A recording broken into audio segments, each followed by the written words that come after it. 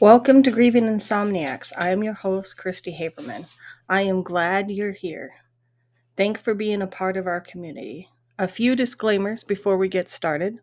I am a licensed therapist. However, this podcast is not to be considered mental health therapy or counseling.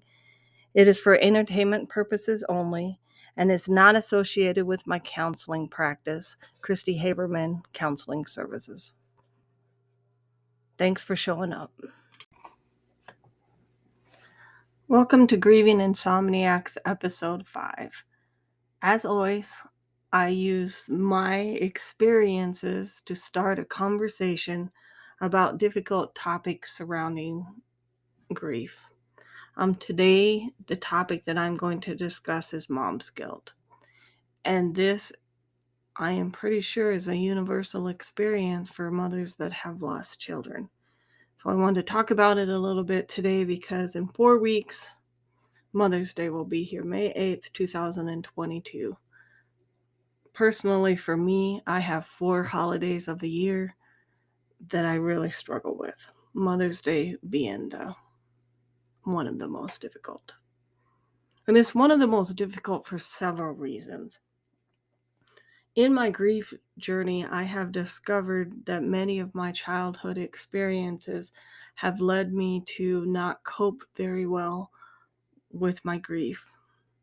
I had a therapist tell me it's because I didn't have those building blocks of experiences where you felt loved and secure when you were a child, that when you go through a crisis as an adult, you can fall back onto, and I didn't have those. So even before Christopher died, Mother's Day was always a difficult time of my life. I have known, I would call it a universal truth for me, that I knew at a very young age that I was not loved by my mother.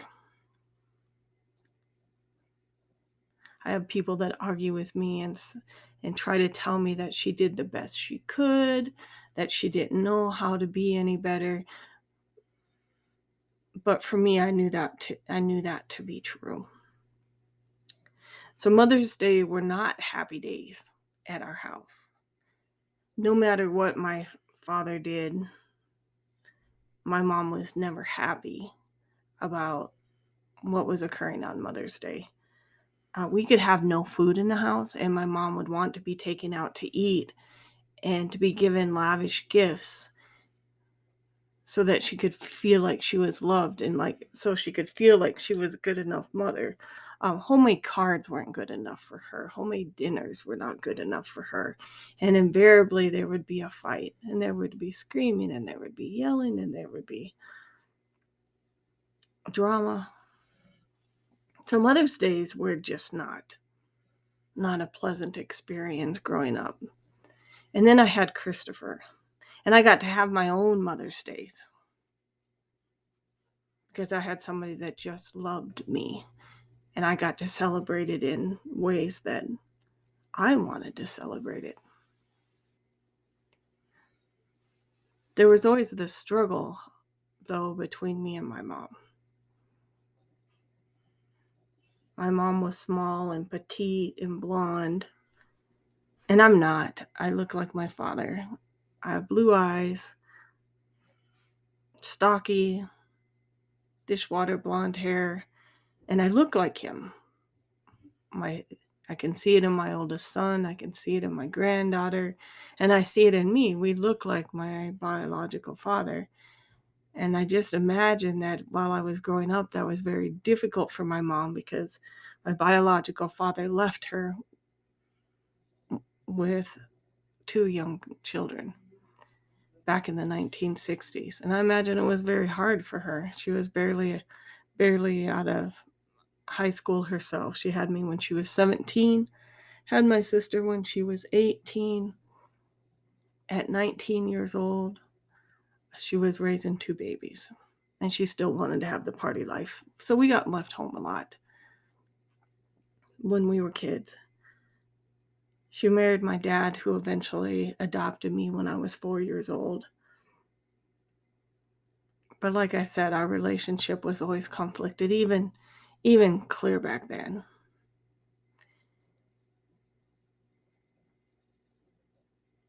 And she parented from, and I think this is critically important, when you take a look at your own responses to the grief, you really need to take and examine how mistakes were handled when you were growing up. In my household, there was no room for imperfection. You had to be perfect. And if you weren't perfect, there was shame. So we were shame-based parenting. And so in shame-based parenting, you were made to feel bad about yourself, not about the behavior. So when I was doing research for this podcast, I looked up what is the purpose of guilt, because I really wanted to know. So do I feel guilty about the fact that my son died, or do I feel shame about the fact that my son died? I examined this pretty closely in my book, The Solitary Journey Through the Loss of a Child, but I'm not going to go into it too deeply here on the podcast, because I want it to be a tipping off point for other people to take my words and see if it can provide some assistance for them in examining their own mom's guilt. So the purpose of guilt, from a psychological standpoint, is to correct a wrong. And it improves your social functioning. So that means in a group, if you violate the morals of the group, then you feel guilt. And then that makes you want to be collectively part of the group, and you want to correct the behavior. What shame does is shame makes you feel bad about yourself. And psychologically, the definition says that shame regulates social systems and hierarchies. Well, that's true. In order to maintain a hierarchy, you have to shame the people below you. And that's kind of how my family operated. And I have a feeling that my mom was parented from a place of deep shame.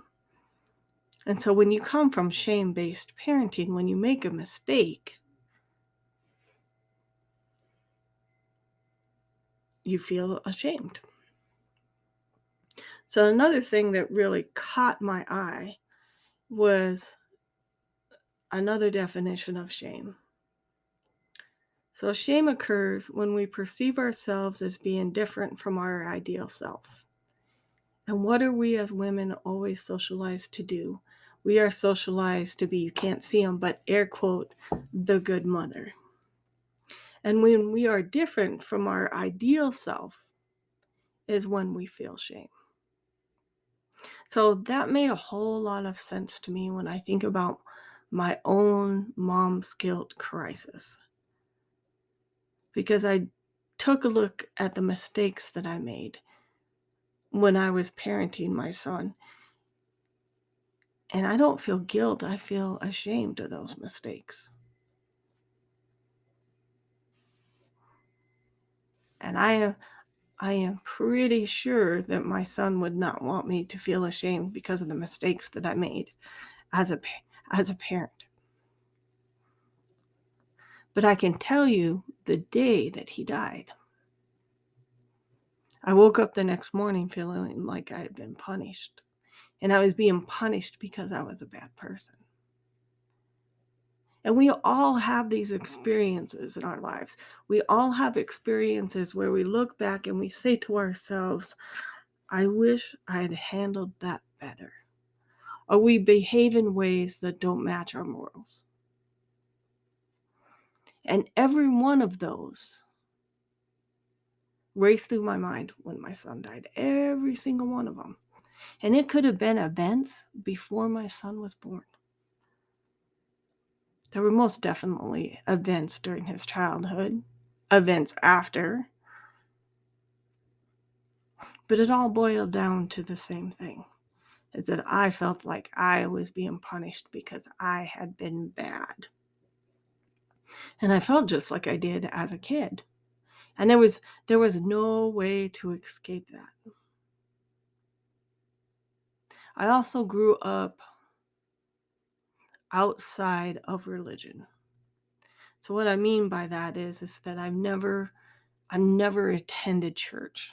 we did not have a strong spiritual foundation in our family.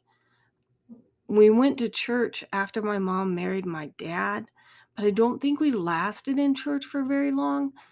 The last time I remember actually going to church would have been about 8 or 9 years old. And I don't think that we went that often. But I vividly remember the experience of my mom again. She was a rager. Like, she would say she'd be mad, but now as an adult, I know that she was raging. And she was raging in the car because someone embarrassed her because she was wearing the same outfit that she had worn to church, I guess, the week before. And one of the ladies commented on it. Church can be pretty cruel. Church people I have found to be really kind of cruel. Especially when they say things like, he's better off with God. Luckily, I have good impulse control. I might throat punch someone if they had said that to me. But we didn't have that background. So I didn't have someone to pray to provide comfort and support. I was just kind of lost.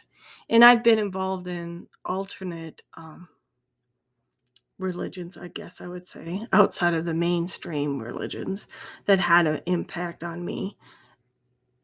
And those religions also were very shame-based, meaning that and some aspects of Christianity are also very shame-based when they say, if you make this mistake or you commit a sin, you're going to go to hell unless you confess. Like all the confessing in the world, like I did a lot of confessing after Christopher died, and did not make it better. I did not feel like there was resolution of my grief whatsoever. None. I felt like I was still wrong. So I didn't have that to comfort me. And then when I was trying to figure out where he went, I've never really believed in heaven. I don't really believe in hell. I feel like being on earth is hell enough. And when we escape to the somewhere that's beyond earth is when all our pain and suffering goes away. And I really hold on to that belief. So I knew Christopher's pain and suffering had gone away. I had hoped. But I really felt guilty about not providing him with that spiritual foundation. But don't get me wrong, me and my sister are very spiritual people. We're just not very organized about it. And that's part of what I felt guilty about. Because I was like, where is he going to go if he doesn't believe in heaven? And those consequences of that belief system really came back to haunt me when my son died. Very much so. I was also a single parent. I had my son when I was 19 years old. I've talked about this in other episodes. But I enjoyed being a single parent. I enjoyed having Christopher to myself. I didn't think about the consequences of my actions on Christopher, though. Because Christopher died 3 months after his daughter was born. And the relationship was not working out. They had decided to have a child together. I'm not really sure what happened. He never did share with me what happened. But he didn't want to be perceived as a deadbeat father like he had. And that really struck home for me because I really understood that idea because I did not want to be a mom like I had. That's been a major driver of my behavior my whole life, was trying very hard not to be like my mom. So what did it mean? What did it mean when my son died and all her children got to live? So how could I be worse than her? Why me? Why did God choose me to lose a child? I really struggle with that. I still struggle with that. Because And I'm sure everyone else that has had a child die asks themselves the same question: why me? And I hope when you answer that question for yourself, that you're kinder to yourself than I am to myself. Because I have all kinds of reasons, and none that I'm going to share publicly, because just talking about this in this forum is very difficult, but I'm not going to air all my mistakes out there. We all make them. We all make parenting mistakes where we yelled too much, watched TV too much, fed them the wrong foods, let them stay out too long, didn't take them to the doctor when we were supposed to. I mean, I got a list. Let me tell you, I have a list. But even if I hadn't have made that mistake, and those mistakes, I'm not sure that I would feel any different. Because I still think I would feel guilty. And I don't know if I feel guilty. I wonder if I feel more shame. And I'm just realizing that as I'm talking to you on this podcast, is I'm realizing that maybe I was ashamed because my son died. Because I perceive that as a reflection of my own behavior. As if I had behaved good enough, if I had been a good enough mother, if I had done all the right things, then my son would not be dead. He would still be alive. And it does not matter that he was 25 years old, because logically I understand that his heavy drinking was his choice. Him being a smoker was his choice. He knew I don't drink, I don't smoke. He knew the risk with our family history of doing those things, and he did it anyway. But somehow those behaviors became about me.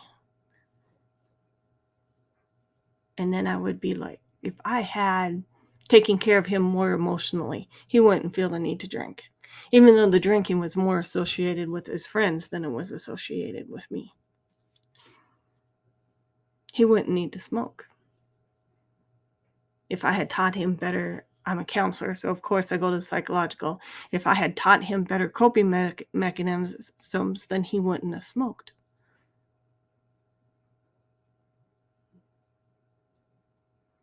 So there was this inability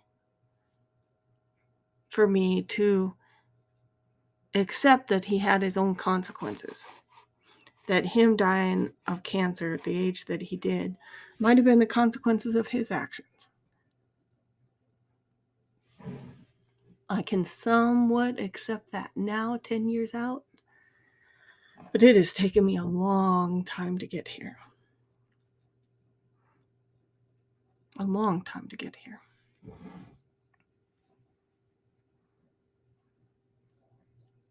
But I think about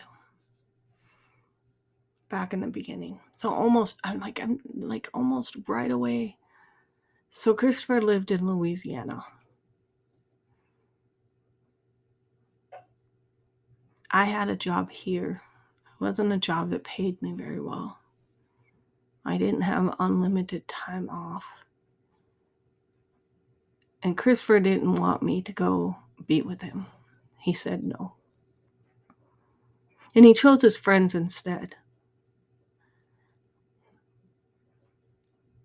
And that's a decision I get very angry with him about. Because he wanted his friends to take care of him. So I didn't go.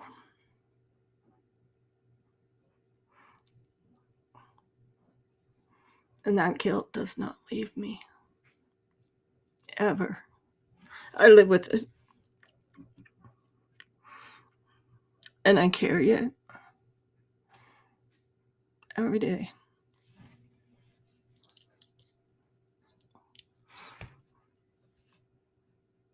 I don't know there's others out there just like me that have similar experiences.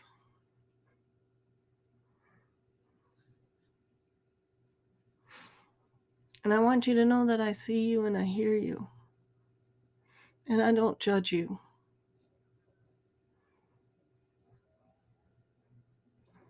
Because we had no way of knowing. that would be the last time. And maybe there was a sense of knowing in him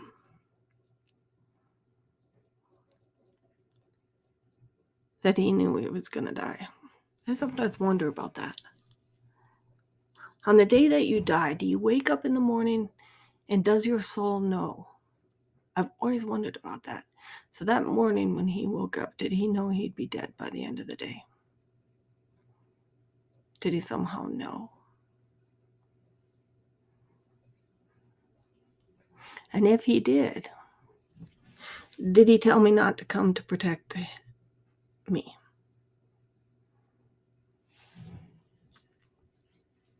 In some misguided way. And so it's not like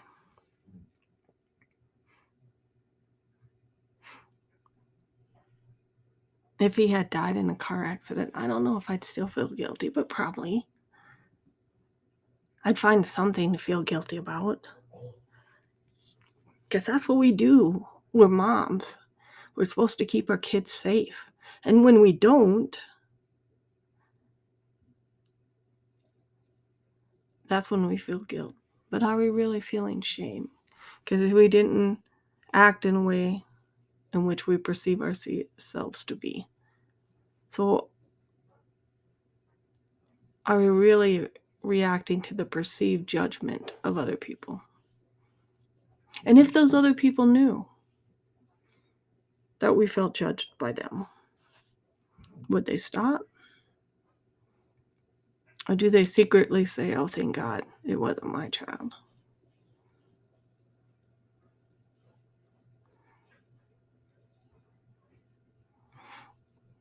I know my best friend lives in fear watching me. Fear that she will lose one of her children and go through what I go through. I don't know about anybody else in my family if they live with that same level of fear. But I know my best friend does. I know I do. I talked about it in my other podcast. I know I do. I feel like I spend most of my time in fear.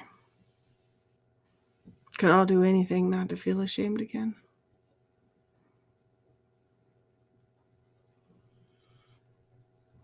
So back to my mom guilt. So when I had Christopher, 19 years old, my mom told me frequently that she was going to take Christopher away from me. And this is probably part of what makes his death so hard, because she did in a way. Well, she didn't, but God did. She always said that I wasn't going to be a good enough mother. So I didn't dress him right. I didn't feed him right. Man, every time I saw her, I did not do something right. And so coming from that shame-based parenting, she made you feel bad about who you were. Not about the behavior, but about who you were. She told me she was going to make me live with her until I was 21 years old, that I was never going to amount to much. Man, you name it. She said it. So as a result, as I got older, that relationship I had with my mom just got worse and worse and worse until Christopher was 3 the first time I cut off contact with her. But the problem is, on Mother's Day, you realize what you miss. I didn't have a mother to call. I didn't have a mother to go to dinner with. I didn't have a mother to call when I needed support. I did not have a mother. And every Mother's Day, I feel that same searing anger and some shame Because why didn't my mom choose me? I have a brother and I have a sister. They spent every Mother's Day with my mom. They did not suffer the same consequences that I did with her. Because they don't look like my dad. Only I look like him. I'm the only one with blue eyes and the square face. And yeah, I'm the one that looked like him. So now on Mother's Day, not only am I missing having a mother, I don't miss my mother. I miss having a mother and what I didn't have. So now on Mother's Day, I miss the son I don't have.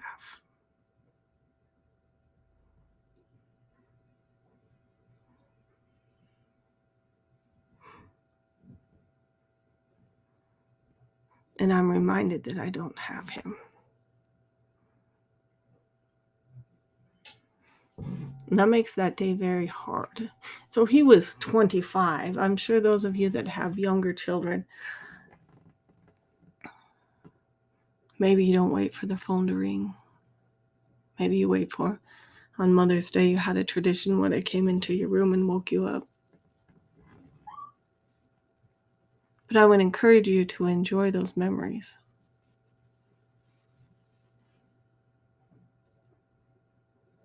And not to be too hard on yourself. So next week, we'll continue to discuss the mom guilt. If you would reach out to me on social media, tell me about what your guilt looks like.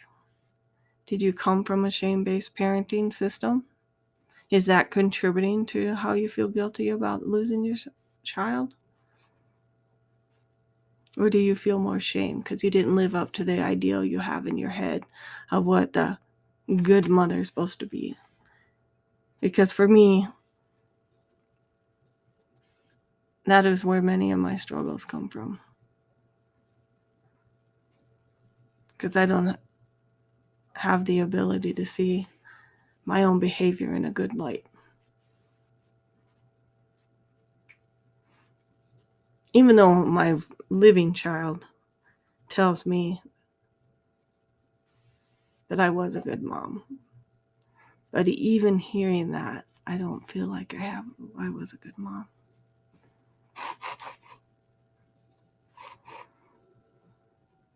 Thank you for listening. I kind of feel like I haven't really completely dissected this topic. We'll do more on the mom guilt all the way up till Mother's Day. Thank you for listening. I'm honored to hear your stories. Feel free to reach out. Thank you for listening. If you want to support my podcast, please like and subscribe. Share with your friends. I have a book, The Solitary Journey Through the Loss of a Child. Check me out on Amazon. Grieving Insomaniacs on Instagram. Grieving Insomaniacs on Facebook. And pretty soon I'll have some merchandise available on Teesprings. Thank you.